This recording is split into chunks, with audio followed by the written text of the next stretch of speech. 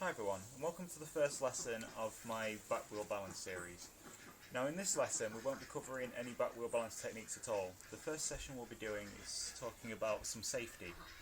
Now a lot of people, when they think of back wheel balance, they think I'm going to fall out of my chair, I'm going to hurt myself, things like that. This lesson is to make sure that this doesn't happen, or is very unlikely to happen. So if you're doing back wheel balance techniques, it's a good idea to have a spotter. Now you can use your handles on your chair. If you've got something like a chair that's got high handles, you can use those handles and have somebody behind you not holding onto the handles.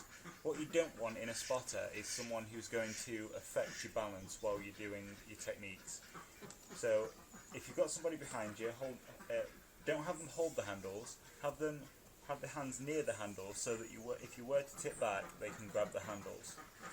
Now, I have a chair that doesn't have any handles. It does have a bar at the back, so what I can do is attach either a specific spotting strap, or I can have something like a climbing sling in order to prevent myself from tipping over by having a spotter behind me. So I'm just going to demonstrate how to use both of these things. So just have a volunteer come over. Now, the first thing is a spotting strap. So I'll just come up to the camera, and the first thing to notice is it's about 24 inches long, and it has a small loop here and a large loop here. Now, the large loop is a handle, and the person who's holding it will hold it like this. What they don't want to do is hold it like this, because if you do fall over and they don't realise, it's just going to take their arm off, basically.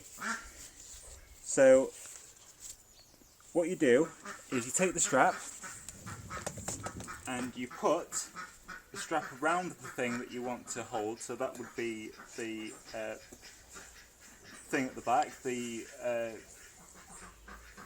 bar. So what I'm going to do is put it around the bar and then put the big loop through the small loop, like so.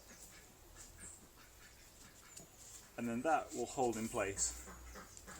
So if I do this on my chair, so I come over here,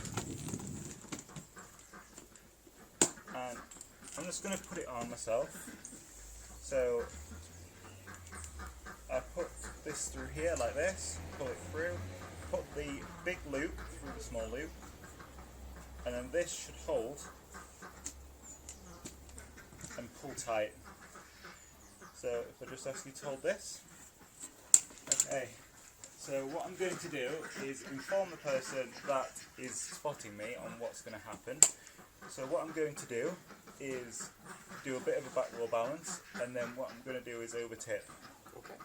And while I'm back wheel balancing, what I'd like to ask is that you keep some slack on the strap, and make sure that you're not affecting my balance at any point.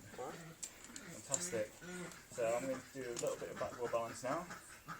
Okay, and when I over tip, I want you to pull the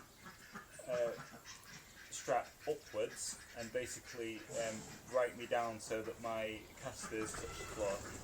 That's cool. So I'm just going to overbalance now. Fantastic. Just try that one again. So I'm just going to overbalance now. Fantastic. How was that? That was alright. Fantastic. So another thing you can use, if you don't have access to a specialist spotting strap,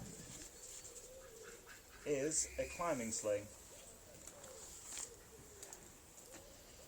So I've got them right here. You can get them from any climbing store, and basically it's about this long, and it's quite thick, and you can use it in lieu of a spotting strap. So if I basically reach behind me and put this through, it is quite long, so I can just sort of, I'm making sure that it's going through the loop and it's being held in place. Now if I pull that, it should be perfectly fine. Fantastic. So just hold it with a bit of slack. Okay, I'm going to do the same again. So I'm going to do a bit of back wheel balance, and then I'm going to drop, which will be now, and I'm back righted again. So this will really reduce the chances of me falling back because I've got a person who is basically stopping me from doing so.